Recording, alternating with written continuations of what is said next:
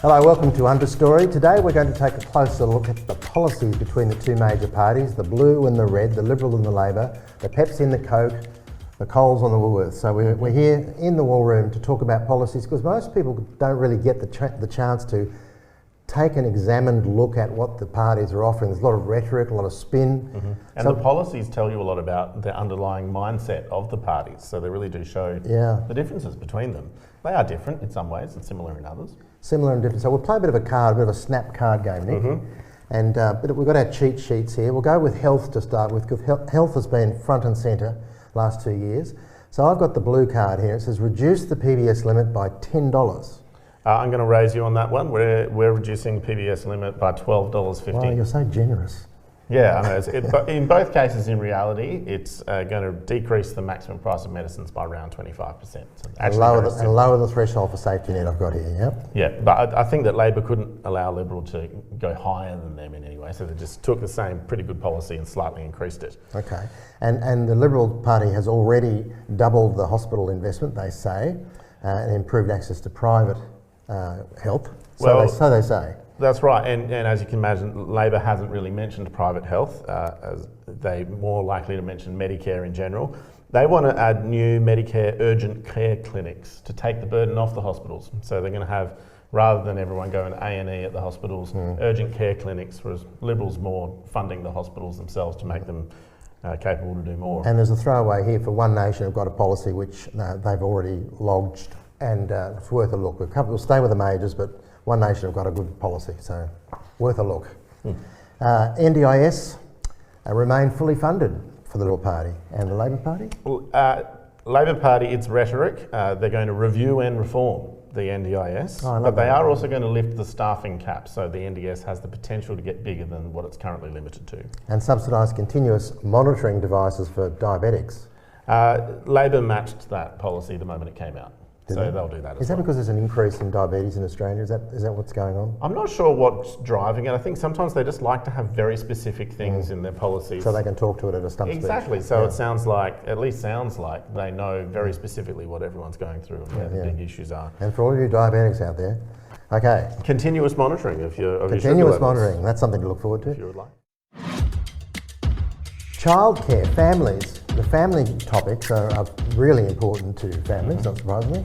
Childcare subsidies, and with the drift of more and more women in the workforce, less and less parenting at home, whether it's male or female. Yep. So the Liberal Party here has got, what have you got? What have you got? Well, yeah, I think it makes sense to lead with the Labor on this one. So Labor wants to lift the first child maximum subsidy to 90%. It's currently at 85, and Liberals would leave it at 85. Lift the income threshold to $530,000 combined income, whereas it's currently at $354,000. And the total cost of that policy would be $5.4 billion over 4 years. Well, we've got $1.3 billion. Right, yes. And I've got an interesting note here. The Greens just want the entirety of childcare to be free, which they estimate, the ABC has estimated at least at $19 billion over 4 years. I love that word free. You know, like free. Yeah. Who pays for it? Don't worry, it's free. Yeah. Yeah, essentially it means taxpayers, even those who don't have children like me would be paying for it. Yeah, that's like in the US with AOC and the Squad, everything was free, but never really got to understand that money had to pay for something at some point. Absolutely right. Okay. Important point there. So here we got here is, I can't read the writing. You'll like this one. No jab, no pay for childcare and family payments. So all of the above, it's the same. All of the above, all those childcare payments, you only get them if you're willing to immunise your children. Oh, it's conditional. It's conditional, turns out, on getting immunisations. I haven't found that in the Labor policies, but I wouldn't be surprised if they're matching that. Labor has an interesting one, expanding newborn health screening from 25 to 80 diseases. So newborn babies get an automatic health screening to see if they've got a number of conditions.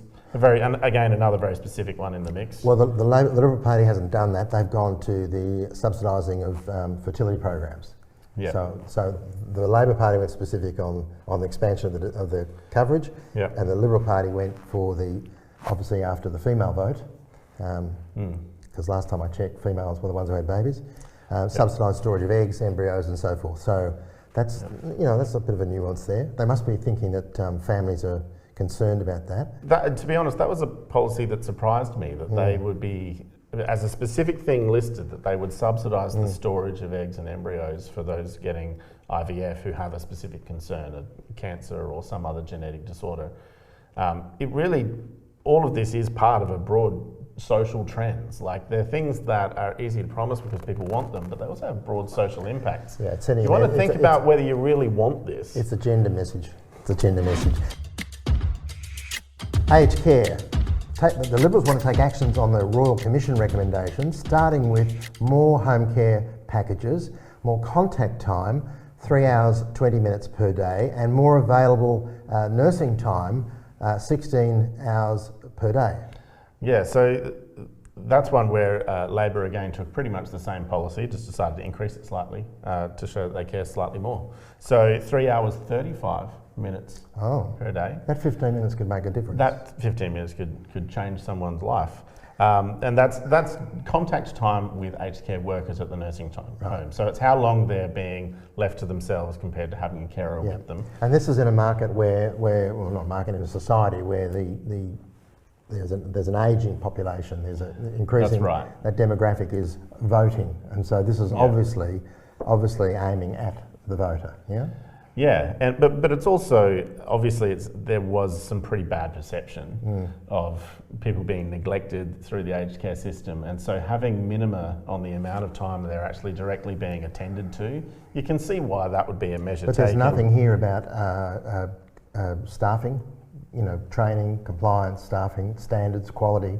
All of this require additional staffing. Correct. And the Liberals do have included in it, I think Labor matched it also, to train more people, because obviously if it requires more staffing, it requires more training, it requires a bigger portion of the economy.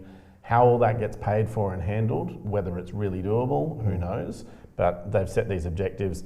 Labor's just upped the ante very slightly, so basically they're both in lockstep on this. Yeah, they are, and they're also looking at a sector which is really under duress, and the aged care sector, and especially if they've lost staff, which they have, they're really stressed. And the final thing that we've also got that the Liberals brought in very recently, Labor matched straight away, was freezing the deeming rate on pensions. And that's because the interest rate went up. It's the same with the Liberals. But yeah, the interest rate is so there's not so what we're saying is there's not a lot of difference between those two on aged care. Not really. They're both aware of the sector and they're trying to make it look like the care. They're certainly trying to make it look like that, and they're trying to compete a little bit, but when all you're adding is 15 minutes. Yeah, 15 minutes, but the devil's in the detail on how. That's right. Yeah. How they can pay for it.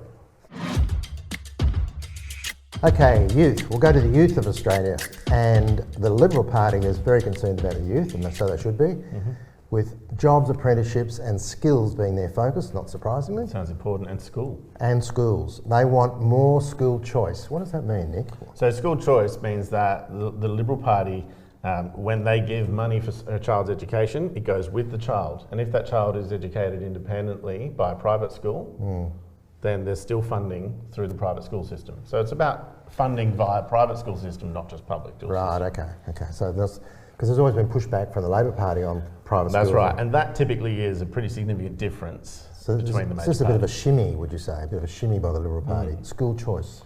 Yes, they're highlighting that difference really in their policy. And they want to ensure a trainee program for teachers so that the teachers are in the top 30%. So they don't want any illiterate or not so smart teachers. That's right, and I think that's a very, very good idea, making sure that your teachers are in the top 30% for literacy and numeracy. Because the best teachers need to train to get the best results, right? You need some sort of minimum standard of understanding from the people who are doing the teaching. I saw some stats from New South Wales where they've gone backwards in the last 3 years, like significantly backwards in their literacy skills and so forth coming out of school. So they've obviously got a problem which they're picking up on. And we know that the COVID responses variously, whether it was worth it or not, you can argue, but they did have a big impact on especially those who were already in disadvantaged situations, unfortunately. Yeah. So they're trying to level the playing field a little bit.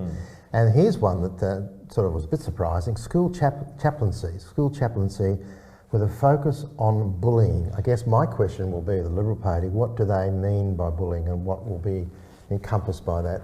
Yeah, well, they also actually have a strategy for dealing with cyberbullying. and that's already in place. It's one of these things So they're it's an already expansion doing. of that, but But supporting school chaplaincy That's as one a of really- the mechanisms to deal with bullying and to support students, I think is good because it's a face-to-face thing. Yeah. You know that the churches also will co-fund that sort of thing. But if I said this, I wanted to put in school chaplaincy, the left would push back on that because of the church thing, right? So this is a way of moving around that and saying, oh, we're going to focus on bullying. And the left goes, terrific. But it's also, it is taking a stance. It's saying you don't push religion on kids, but you have it available for them. Yeah.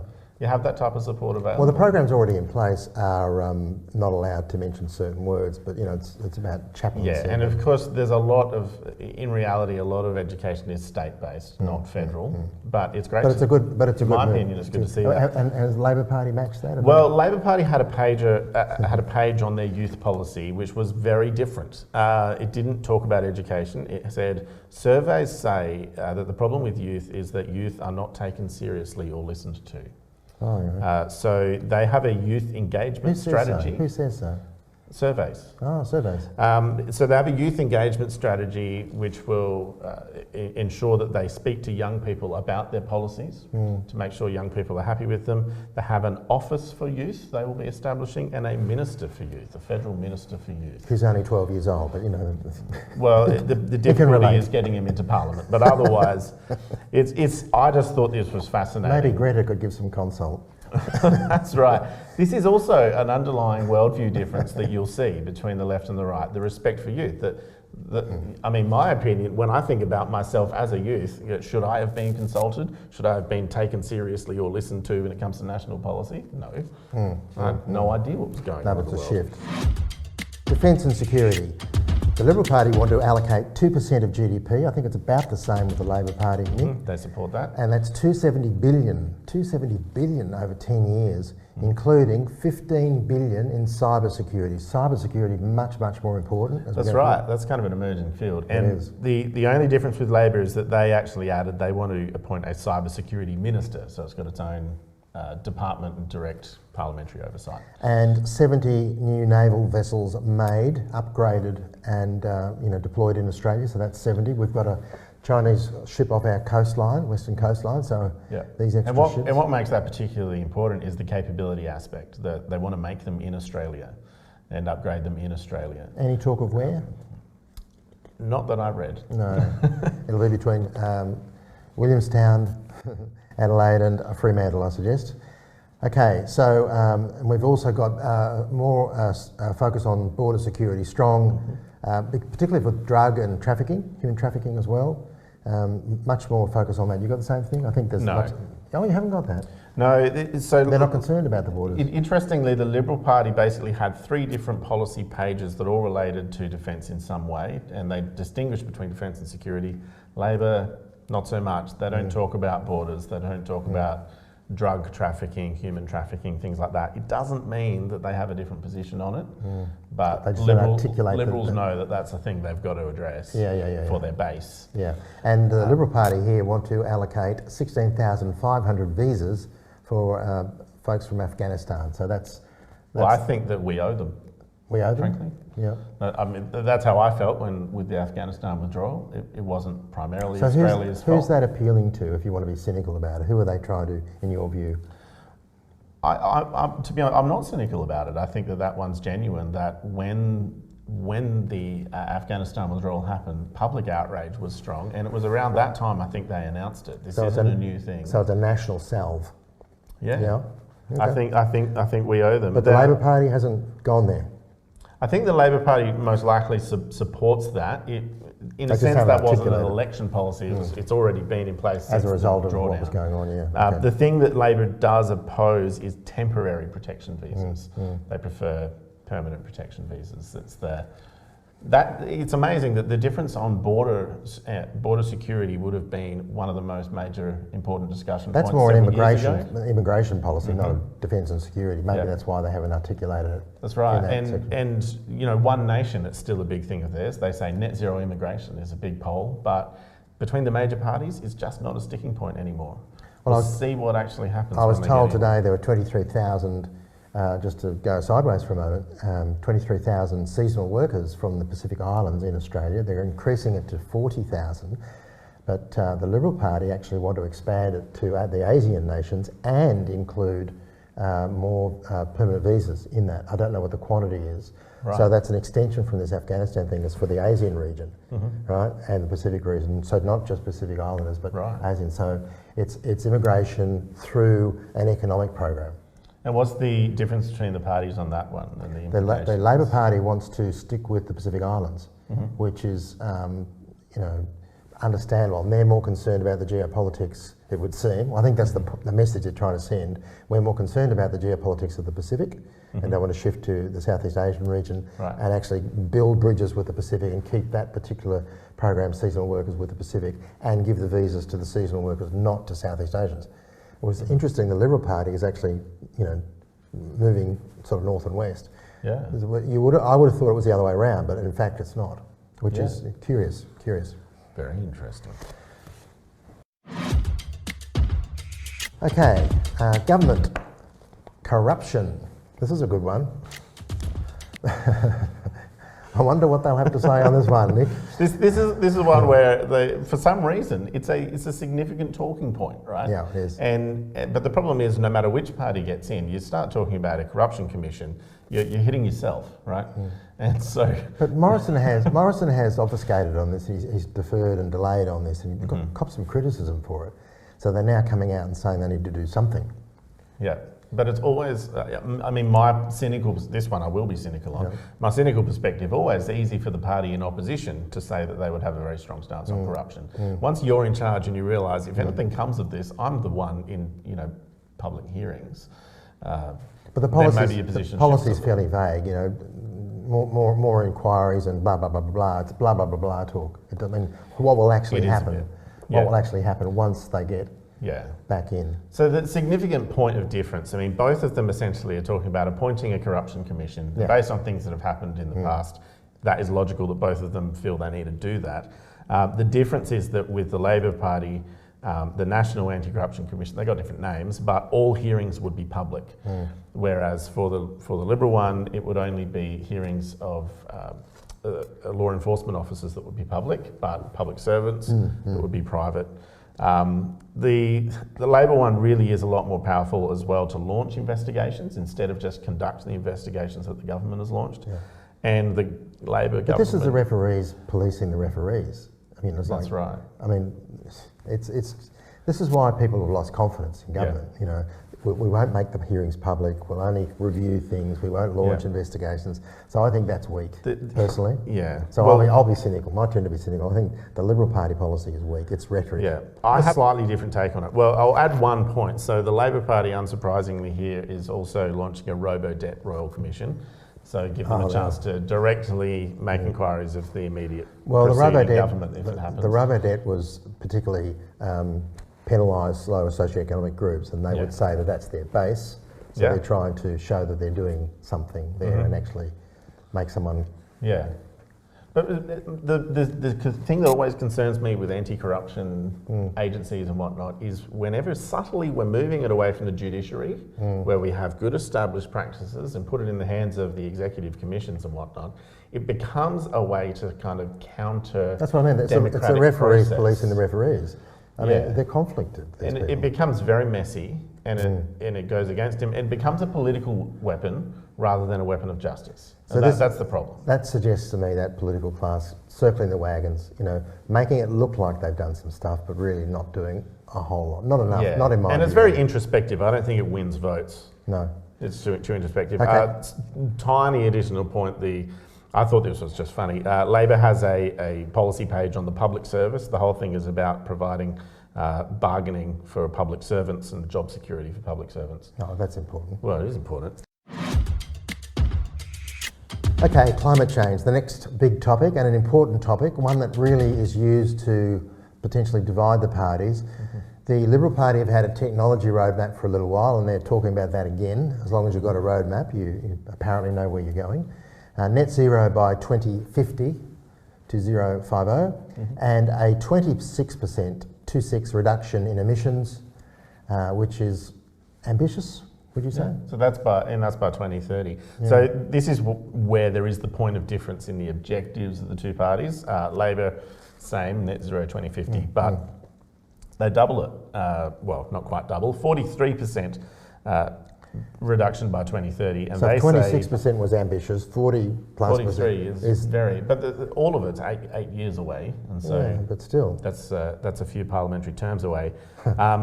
Interestingly, at least Labor has said what technologies they think they will pursue that are not otherwise being pursued that would help to do that. One of them is green metal production, so making our metal production processes more green. Whether it's in the hands of the government to actually achieve, that's the question. But it's a big thing it's a big popular idea at the moment, and Fortescue is interested and things like that. Restoring the Climate Change Authority, that's a bit of tit for tat, I think. And then have the public services reduce their own emissions, as if our public service has much emissions. As opposed to reducing the public service full stop. Well, they would never do that. And the Liberal Party has a big stick policy that they've announced, legislation for electricity providers to make sure they pass on any reduction. So in other words, rather than banking the margin, they have to pass it on to the user. And that's been a criticism of a number of providers and suppliers. That's right. And they've also got 50,000 EV charging terminals, $21 million. Is that right? $21 million? Wow. Yeah, so it's 50,000 charging stations in homes, and actually it's additional $21 million to put charging stations on 2 highway systems, whatever that means. Essentially, it's pushing further towards EVs. Labor has a slightly different approach on the EVs. Tax breaks for electric vehicles that'll save you between $2,000 and $50,000 on a car. Exempting electric vehicles from tariffs, plus... So there's a bit of difference here. There's a little bit of difference. There is a little difference in the approach. In the approach. Yeah. I mean, the execution's another thing. You know, and as you say, it's 2 terms away. I mean, 50,000 EV stations, charging terminal stations in homes. Is that going to happen? You know, it sounds good on paper. Well, I thought that to charge an electric vehicle, you just need a PowerPoint. So I obviously am a bit ignorant on this, but I suspect that, I don't know, it's very difficult to say what will actually happen, but when the government starts to pick winners and pick directions, sometimes it works when there's actual fundamentally something that's economically viable and just needs a kick. I'm not Sometimes convinced. it doesn't. Early days. Yeah. Infrastructure. This is the next policy. Infrastructure. $120 billion, the Liberal Party, over a 10-year plan, 10-year infrastructure plan, and lots of trains. They've always talked about high-speed trains, trains this, trains that, but they never get built. But they announce these, and people go, oh wow, we're getting a fast train, or we're getting extra services, and 5 or 6 years later on, still hasn't happened. And then they announce another train service. I think this is. It's interesting. There was one I saw in the list of trains, and I thought that I would like was the Melbourne Airport link, because I don't know if you've ever flown into Melbourne. They have talked about that for 8 to 10 years, if not longer. And every time they put it off, they defer it. The cost goes up and up and up, and then they have a reason for not doing it. So if they actually did it when they announced it, we'd have the train, and it would be costing us a lot of money. So now we make another announcement about infrastructure, and now it's $120 billion. Yeah. Well, if anyone wants to understand the relationship between government and infrastructure, there's a show called Utopia. Watch it. You will understand everything. And also between federal and state, because this is a trade-off. Well, absolutely. Yeah, there's that complication as well. There's the realities of approvals, and some things, they sound good, and then it turns out you're actually looking to it and it doesn't make sense. And who pays for it? Labor's infrastructure is not particularly detailed. They talk about, more trains, more roads and whatnot, but they don't list all the projects. Highlights, though, of the Labor one: fix the NBN, what they describe as fixing the NBN. NBN works at my place. And the second one is a big Made in Australia push, which is interesting to get from Labor. They want to make the trains, trams and ferries, so the vehicles that use the infrastructure, they want to be making them in Australia. Yeah. Yeah, whether they've actually got the levers to do that, and whether you can do that on all of those all at once, that's a big change. Well, we used to make our own rolling stock. We used to have the capacity for doing that, but that was then offshored, as a lot of things were. So now they're saying politically, let's bring the jobs back home, let's increase the manufacturing base and so on, which is again playing to their base, which is a union base theoretically. Yeah, and if it can be done, as to how it can be done through in the broader economic context, I don't know. But of course, I like the idea of having just genuine, proper secondary industries working in Australia. But I think the other thing is it's a bit of a post-COVID issue, because during COVID we discovered international supply chains are a risk that hadn't really been fully identified. So the whole made in Australia is a popular direction to shift in, I think. Well, I mean, the supply chain, just on basics, go try and buy a hard drive or a cable or something like this, let alone a train. It's a very good point. I mean, these are political headlines and political policies, but the execution, the devil's in the detail. That's right. Whenever I hear about infrastructure, I'm very sceptical of government's ability to do it on either side of the aisle. But if they can use it as a way to introduce a structural change, in manufacturing, like of Navy vessels or trains, and build a skill set, and this links back to the education, where you've got a conduit of work skills and careers, that makes sense. So you've got to have long-term vision, long-term plans. And one of the problems with federal politics is that they think election cycles, and they make these statements, then find a reason to say not to do it. And here we are, no trains, no boats. Well, that's a good point. It'd be very interesting to see at the next election whether they say we're 3 years into our 10-year plan, which is going as expected, and or whether it's something completely new. I say watch Utopia, though, for infrastructure. The show Utopia. Yes, yeah. Which brings us to economy highlights, and the Liberal Party wants to proceed with their planned tax cuts. Snap. Got the same. The Labor Party are going to echo that. They can't not echo it, really. Well, it's interesting though, because it would often be a point of difference between major parties. Yeah, but not in this climate, not post-COVID. I don't think that doesn't think do it. No, but often they would complain about the fact that the tax cuts benefit richer people more. They can't, because they're also going to do the same tax cuts, and so there's sort of this silence on it. But that's probably a point where parties like the Greens will be able to win some votes off Labor by saying, look at this, Labor's not doing what Labor should do. And the Liberal Party wants to focus on small business tax relief. And that's right. With small business employing at least 85%, depending on the states. In South Australia, it's 95%, 90 to 95, moves around a bit. Yeah. So you have to encourage small business if you want to kickstart the economy. Yeah, and there's a pretty big list of small business specific things that they're going to do to support small businesses on the. Well, the Liberals want to go for staff training. That's what they want to do. Yeah, that's right, staff training. But there's a range of other things to help them navigate the difficulties of doing government applications and their taxes and things like that. And the Liberals are also, I don't know if you've got this one here, the free trade agreements. They want to put some more focus on that. So that's interesting because, globalism and so on. Yeah, there was nothing particularly on that in the Labor package, which again doesn't mean they don't support it, but it means they can't advertise it because Liberals have been doing them. Yeah. But it's a point that the Liberals will tend to try and support the economy by facilitating private business. And so it's still the private sector that has to make the money, that has to do the work, but with a free trade agreement, they're opening up access to the market for them. Whereas Labor's approach to supporting the economy is more often to take control and get their fingers in everything. Yeah, and increase the public sector.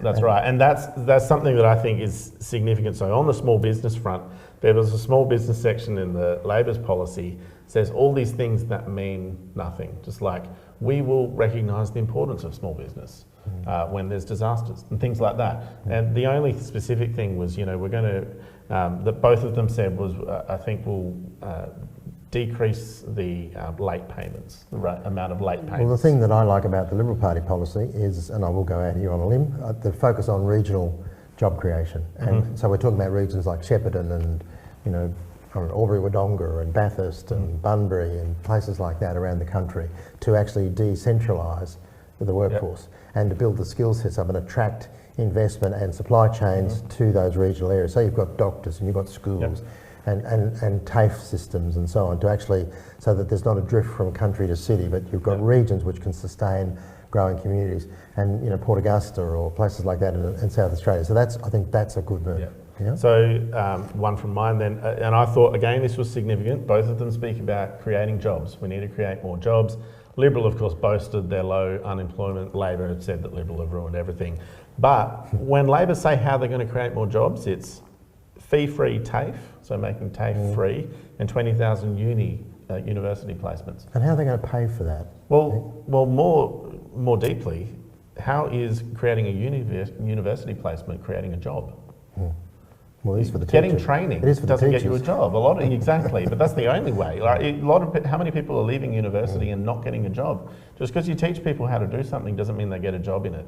The only way to create jobs is to facilitate the economic environment where it is worth producing things in Australia.